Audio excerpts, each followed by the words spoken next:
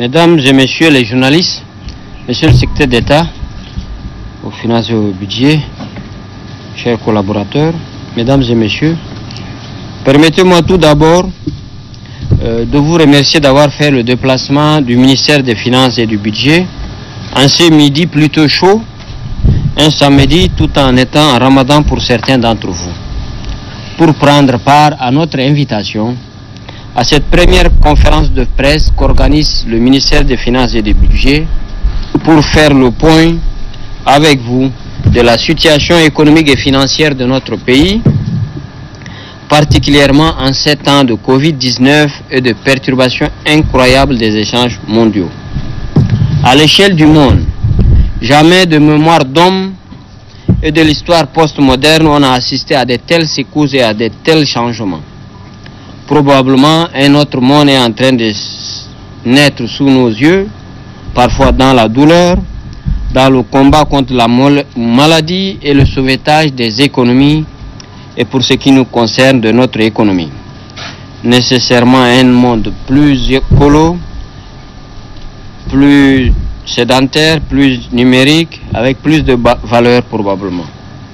C'est pour mieux combattre ce virus et ses immanquables répercussions sur l'économie et sur la vie des Tchadiennes et des Tchadiens que le chef de l'État, Son Excellence Idriss Déby Itno, lors de son adresse à la nation du 14 avril 2020, adresse caractérisée par une solidarité agissante et une empathie marquante, a instruit le gouvernement de prendre des mesures immédiates, concrètes et suffisantes en faveur des ménages, des jeunes, des femmes, des opérateurs économiques, des commerçants, des boutiquiers, des marchands, des ruraux et des urbains, des consommateurs, du personnel soignant en lutte contre la pandémie.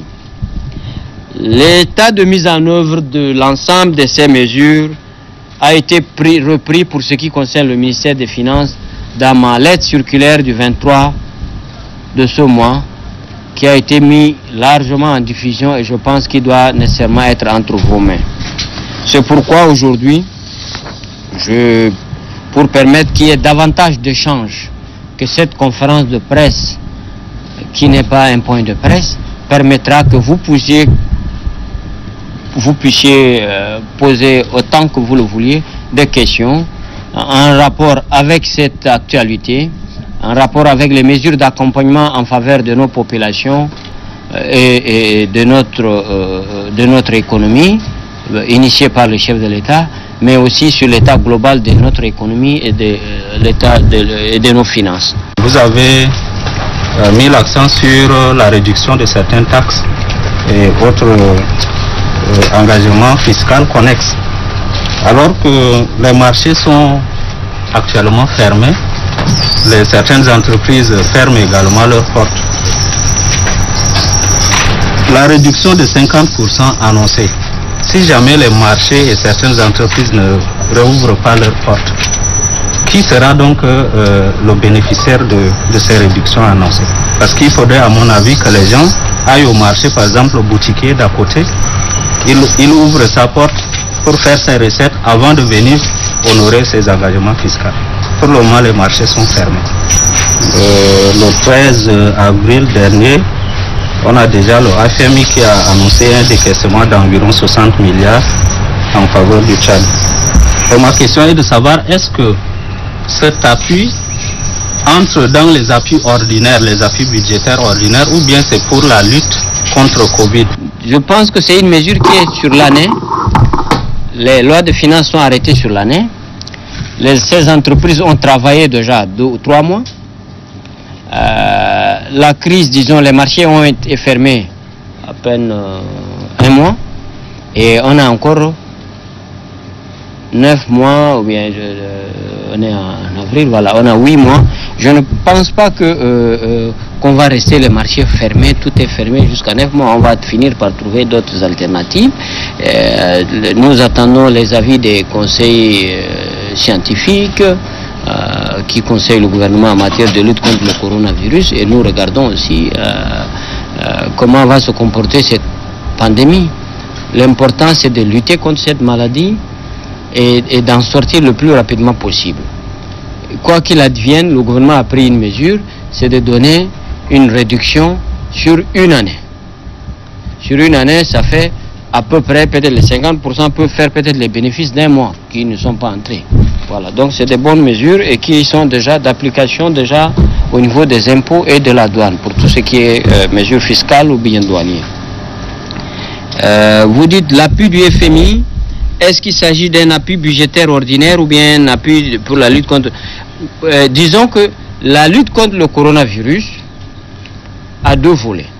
La lutte contre la maladie et la lutte contre ses conséquences économiques d'ensemble et ses conséquences aussi budgétaires en matière de finances publiques.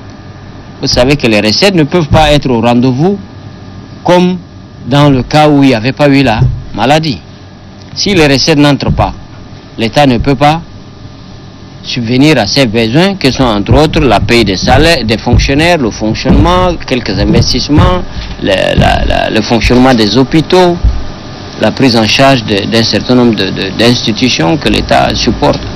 Donc, comme les recettes ne sont pas là, les FMI et certaines institutions, c'est aussi leur rôle d'intervenir quand il y a des déséquilibres ponctuels en termes de finances publiques ou de balance de paiement. Depuis la création, le FMI et la Banque mondiale ont été créés juste après la guerre mondiale. C'est pour prévenir les guerres et pour prévenir les chocs sur les balances de paiement.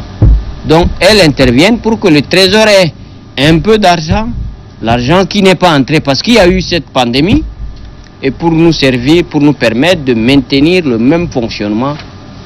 En plus de ça, il y a la lutte particulière contre le coronavirus qui est gérée en termes financiers pour ce qui est du cadre à travers ce qu'on a appelé le plan de contingence et qui est chiffré à 15 milliards et qui va connaître une évolution parce que notre connaissance et la lutte contre la pandémie nécessite à mobiliser encore plus de ressources.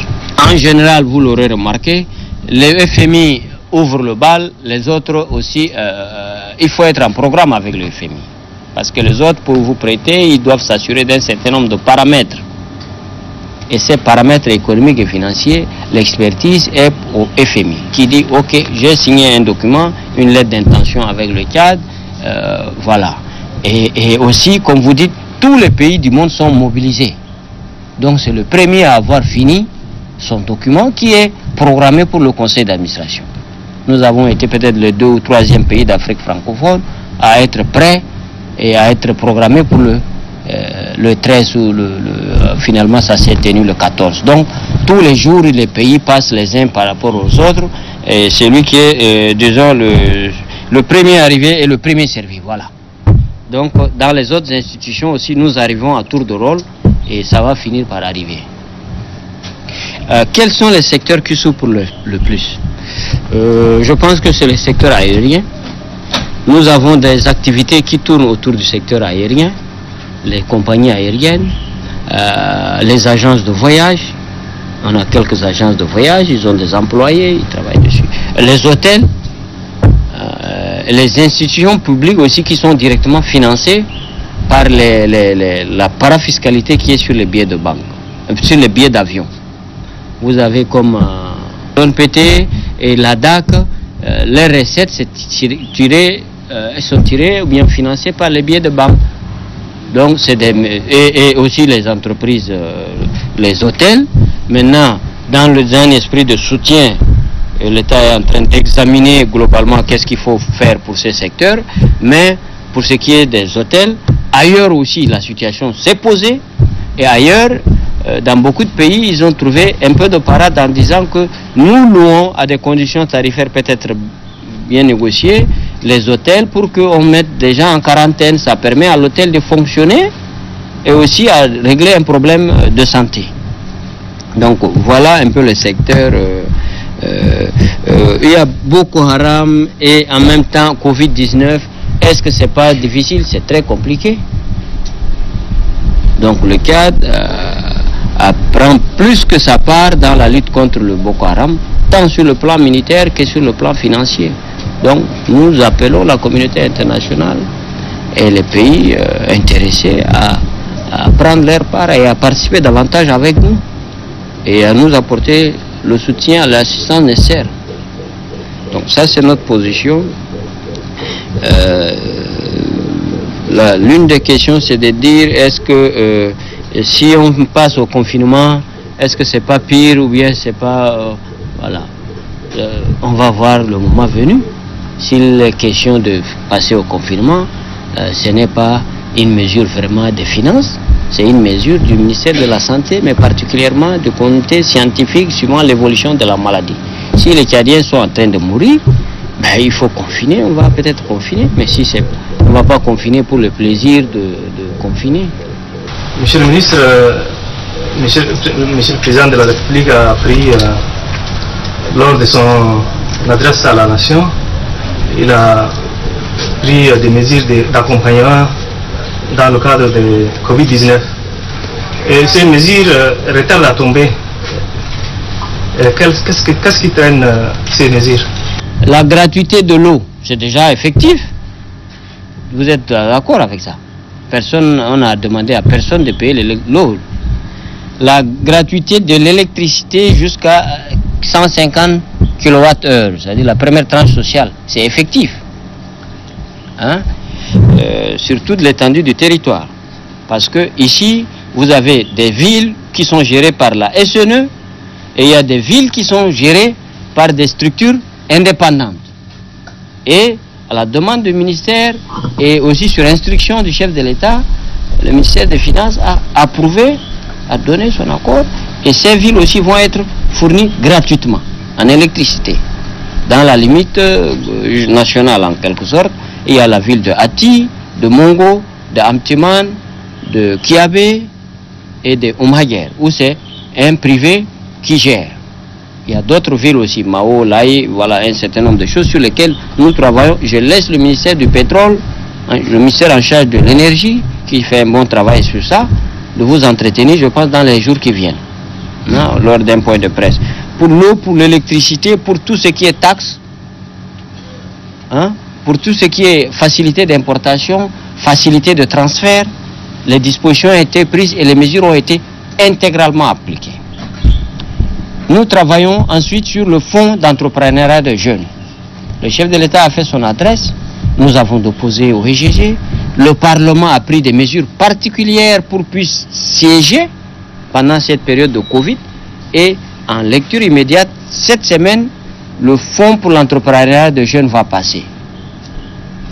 Et il y a les entreprises qui doivent bénéficier d'un paiement de 110 milliards. C'est un travail qui s'est fait avec nous-mêmes et les banques.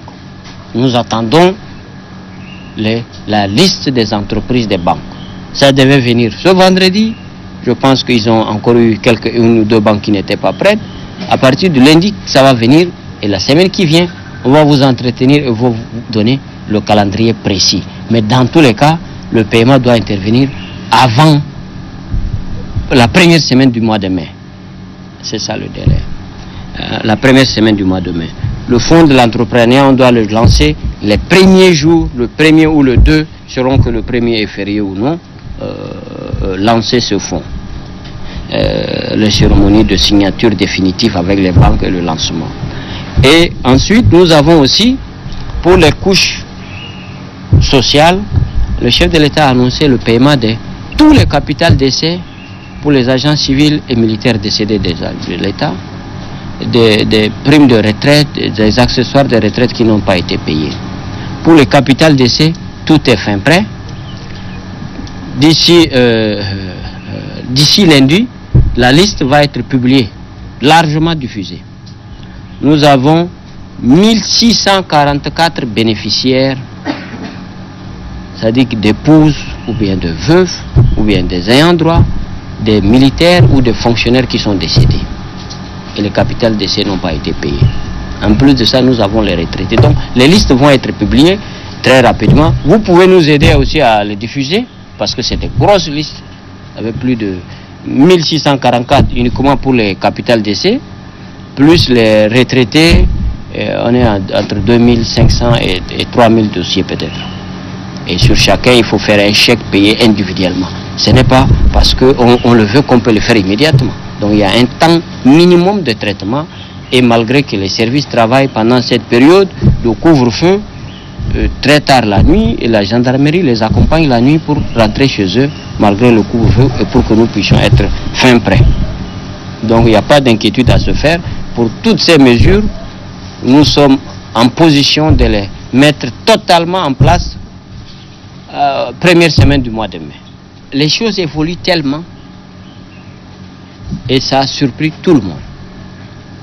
Nous sommes un pays qui retire une partie de ses recettes du pétrole, vous le savez. Et le pétrole, chaque 2 jours, les cours vont à gauche, à droite.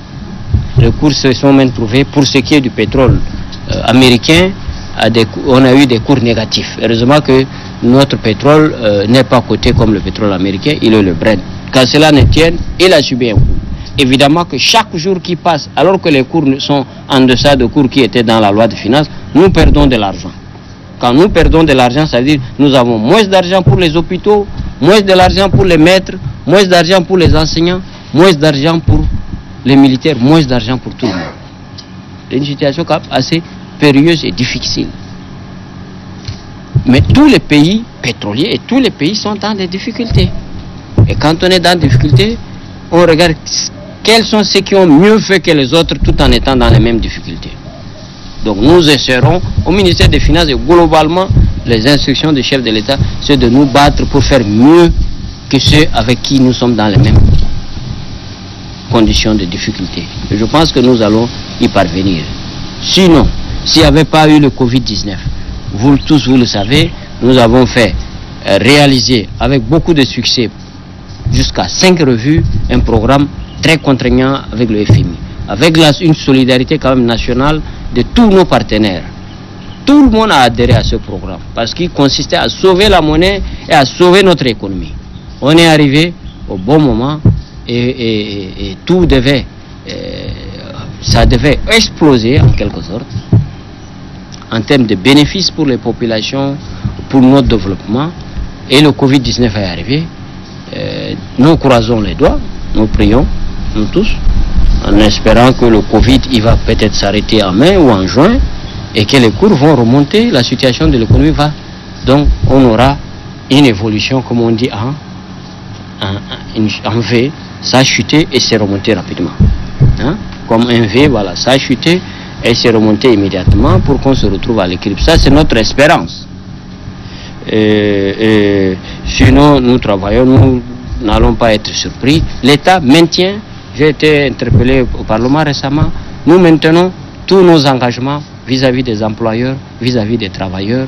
Il n'y a pas de réduction des salaires. Pour le moment, il n'y a pas ce genre de choses. Nos provisions chiffrent un déficit de 200 milliards que nous allons combler avec les appuis budgétaires et peut-être avec d'autres efforts locaux. Mais malgré cela, l'État mobilise beaucoup de l'argent pour le monde de l'entreprise, pour l'entrepreneuriat, pour le monde rural. Il y a un fonds de solidarité qui a été annoncé. Et un travail est en train d'être fait au niveau d'autres ministères. Et les choses avancent bien. Le monde d'après Covid-19, est-ce que vous vous préparez? Disons, nous y réfléchissons. Tout le monde pense que ça va être, il y aura plus de numérique, de la monnaie électronique, qu'on ne va pas utiliser beaucoup d'espèces pour éviter qu'il y ait trop de contacts, où c'est un monde où les gens vont plutôt voyager à l'intérieur de leur pays que d'aller tout le temps à l'extérieur. Hein? Un monde où les gens seront plus sédentaires en quelque sorte, où on va profiter de son pays, de son entourage immédiat. Pour ce qui nous concerne, au ministère des Finances, nous avons privilégié l'informatisation. C'est un travail qui se fait jusqu'à maintenant. On vous a annoncé récemment que nous sommes en phase de terminer la mise en place d'un nouveau système informatique pour la solde et la paye. Le système est déjà prêt. Il a été testé.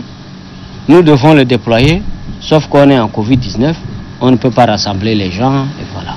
Nous travaillons sur un système aussi sécurisé du circuit de la dépense qui va finir en mai, parce que nos partenaires du Rwanda et les nôtres sont ici, confinés dans les appartements et les hôtels en ville, et avec nos services, ils sont en train de travailler pendant ces périodes de Covid-19.